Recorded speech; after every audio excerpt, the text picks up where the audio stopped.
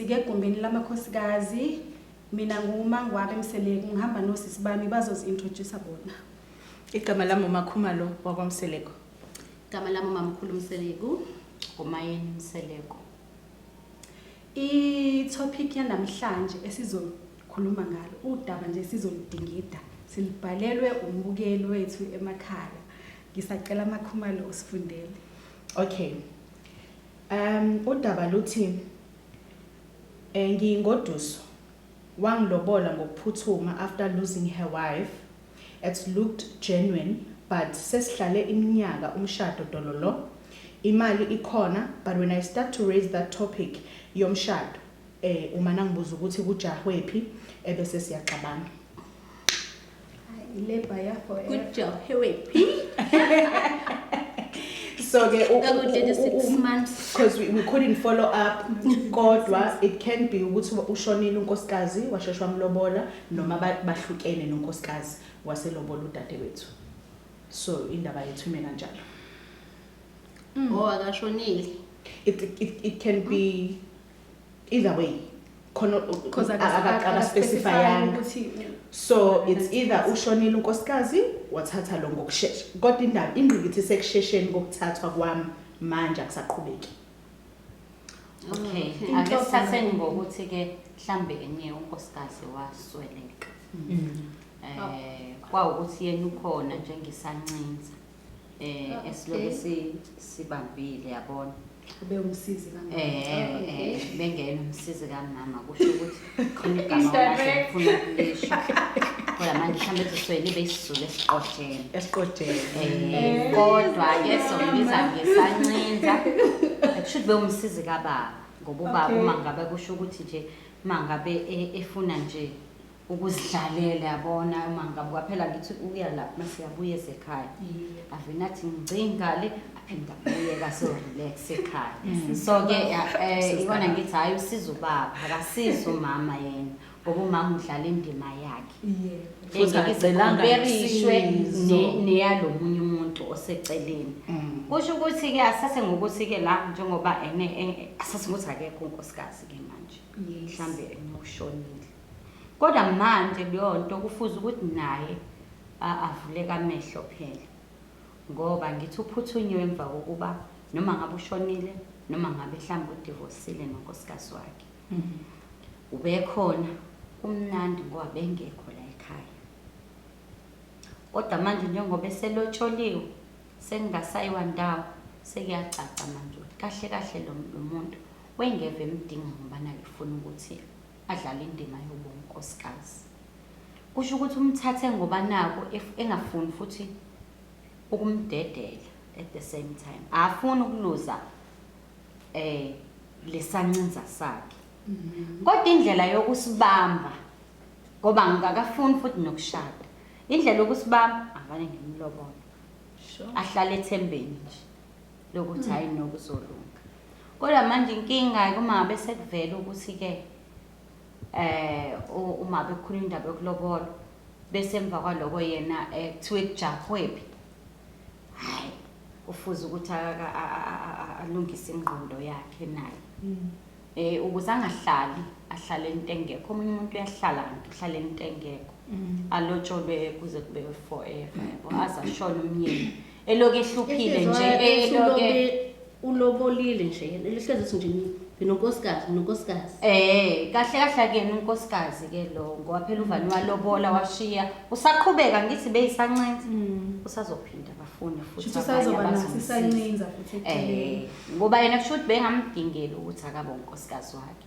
Ngoba ukube emfunela ube unkosikazi wakhe ngoba bevela ngithi shuthelo ke khona isancinza. Befuza ukuthi engabe uyamshada phela.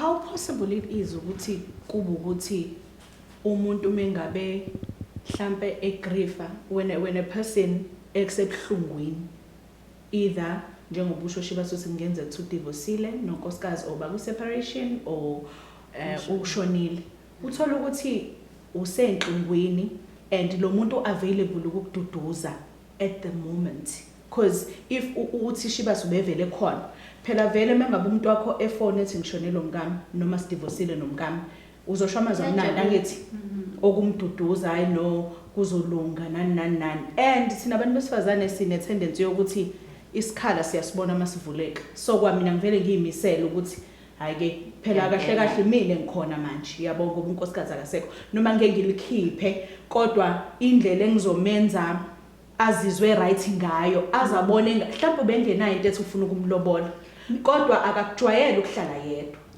ujwayele ukuba nonkosikazi so manje ubone ngathi kunesikhala somunye umuntu osifazane into bese ngizoyibuza yokuthi pho ubaba lo uphoqwe yini ukuthi ayomlobola usisi lo meke ukuthi akazimisele ngayo ngoba phela njengoba bekade isancinze khona bengeke azamshiyiswe ukuthi useshiwe unkosikazi wakhe bengaqhubeka bisancinza le khona umlobolelani kanti ufuna ukumchithela isikhathi kahlahla akafuni ukumchithela isikhathi mbali uyabona mengabe enene ukhona unkosikazi uno girlfriend like ushiba se-Ash uyamthanda lo wamuntu kodwa isikhala sakhe evalwe unkosikazi futhi phela uyabona umuntu mengabe eyiside chick uyazazi ukuthi fazi position kanjani ukuthi umbone ngathi uyi-wife material because ushadile especially mengabe ezobona ukuthi uphumile manje unkosikazi akasekho so nawe okokuqala vele you are not used to ukuhlala wedwa kwayiliyo nto ikulethela ukusaba ukuthi ngizokwenza njani ujwayele ukuba nonkosikazi uvela ucabanga ukuthi option yokuphola to ease the pain ukuthatha umunye umuntu because uthola ukuthi umuntu odivorceayo noma ngathiwa bengasamfuni kanjani umuntu but i-divorce is very painful noma ingayiphi indlela ongayicabanga ngayo nokushonelwa ngokunjalo so you find that ufuna ukuiza i-pain and when available manje ukuthi uwena umuntu ambonayo umsizayo kule situation the minute akuthatha kwenza unkosikazi ingqondo yakhe izitshela ukuthi ngiready kanti akekho ready akadilanga no devil owubuhlungu aqala hile bese after healing abuka ukuthi yini engifuna ukuyenza ukuthathiswa ipressure manje or umthathiswa ipressure yokuthi ufeel ukuthi kunesikhala there is that emptiness afuna ukusivala usheshisela ukuthi phela vele usukugebhile obviously so bona na ukuthi indawo yakho ikhona but isikhathi sesihanjiswa ukuthi as isikhathi sihamba uyaphola manje mbali uyarealize ukuthi actually bengamdingi lo muntu as a wife and sekubona ama true colors ubengahlali naye ngaleso sikhathi ubona ama true colors uyabona ukuthi le wife material ebengithi ila akuyona mhlawumbe umkhumbuzo umkakhe ngoba khona abantu abathi mabekubona umkhumbuzo umkakhe abona ama features abona yonke into ukuze makuthi umuntu ujola nabantu abathi abafana thola ukuthi unama features omkakhe ubezovala isikhala sankosikazi but uzorealize asivaleki because awusiyena yabo ukuthi ke lana uthi lona bekade enonkosikazi kodwa bakhona abantu abalobolayo bekade bengenawo omunye unkosikazi aphinde naye umuntu amhlalise eside isikhathi ukuthi manje akamthathe phela abe unkosikazi ibikhona imali yonke into ibikhona so lo yena uhlala isikhathi esingakanani ekuphi la ufuna ubone khona ukuthi lo muntu lona akazimisele ngami ayikho inqubekela phambili hey ekhathini eningi ekwenzeke isimo yabo umuntu umeyazi into ayenzayo akakuphulisa maseko manto abantu abaningi benza izinto benama pressure athize thola ukuthi peer pressure mhlawumbe egroupini yakhe o i-circle yakhe bashadile bonke ukubona abafana especially bayafakelana ipressure ukuthi endoda sisakamakhosikazi ethu ke thina wena ke hamba ngoba uyibachelor yabo uthola ukuthi ugcina uthatha umuntu ongazimisele ngaye ozokuxaka phambili hayi ngoba ekuxakile ngoba ubungekho ready ukushada ubona nje manje uthulile isikhathi siluleka akamcabangeli lo mama lo amhlalisile la ukuthi ngenkathi emhlalisile mhlambe inkosi yami nje lapha akacele bezofika lungi umona wemamkhulu abantu besisaba nomona ngoba ukusondeza la iduze so that enze isiqiniseko sokuthi awuthathwa abanye abantu angisho nje lonto efana nokuthi uma ngabe umuntu eshadile aqeda abane girlfriend i-girlfriend imthreatenisha ngokuthi ngoba impilo ayiphambili nami phela ngifuna umuntu engizoya naye phambili lo muntu uzoyohlupha unkosikazi ekhaya ngoba efuna ukuthatha lo muntu hayi ngoba emfuna ngoba akafuna ukumluza uyayibona yonke so ufeel pressure ke manje hlembini yabo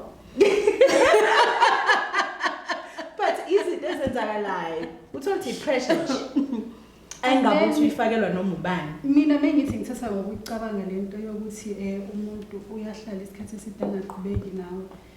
Ngizama ukucabanga ukuthi kukhona abantu oyathi mengabe exoxa indaba yakhe athi sijolile noSibanibani mhlambe for about 12 years. No, athi siqale mhlambe sajola isikhathi eside and then agcine ngokumshada. So ngizama ukucabanga kule way yokuthi kuloku usheshile wamlobola but then inkinga ukufika emshadweni. Ukuthi basaguduza ke. And Kumbe kwenzeka akakhiphe lithi ngengize ngikushada. Ngeze ngikushada. Uthi kujahwe. But ukujahwe phi lo kahlehle. Usho Kufanele uzibuze ukuthi yini ebambile futhi. If uthi wena kujahwe phi kubambeni. Nayi imali naku sikhona sesize sisala nezingane. Akuyiwe emshadweni. Kungabe unama second thoughts yini ngoba phela khona umuntu oba ready omnye ngekho ready. Yabo? So mhlawumbe umuntu unama second thoughts akacacisa ngakubambezeli kanti unezinye izinto ngoba khona nezivuka la umuntu uthola ukuthi beqondile azi ukuthi ngiyathrowa manje kubele kuqhamuka indidisa ezomshaya imdidise manje Then angabishasho lona angamtsheli ukuthi kwenzakalani. angithi uyasaba manje ukumtshela Phela ugephile nawe sekukhona ogephile.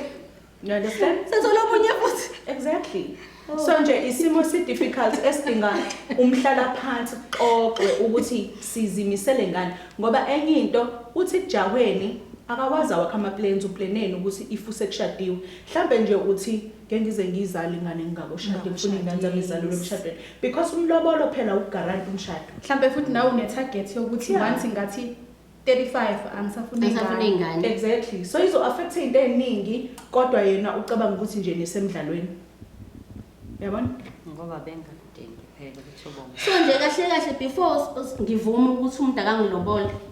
Kufanele lezi zinto lezi sizikhuluma ukuthi manje njengoba ungilobola manje isikhona yomshado sizohlala isikhathi esingakanani yeah before sishade.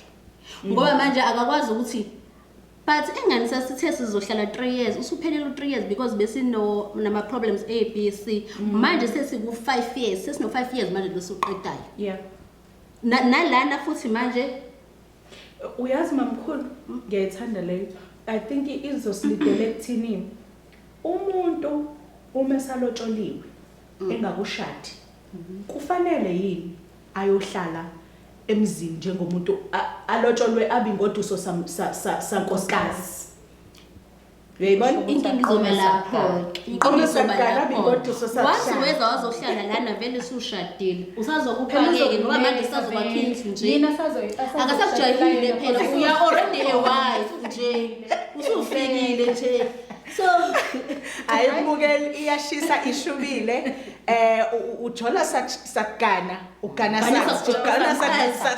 samshada Omesaka. uhlala nini yini engimele uyenze ngenzeka yini ukuthi kuumthelela ukuthi ube ingoduso sakushada ukuthi kugcina sekuthatha isikhathi eside ungazange uze ushade ngoba vele sewuhleli la ekhaya so when we come back sizongena deep on that one sibone ukuthi ingaba ni solution ukuthi umuntu akenze yonke into efanele usasekhaya uqede bese uya ngokosiko noma ngokokuthi sekuqediwe ivaliwe kufeziwe we coming back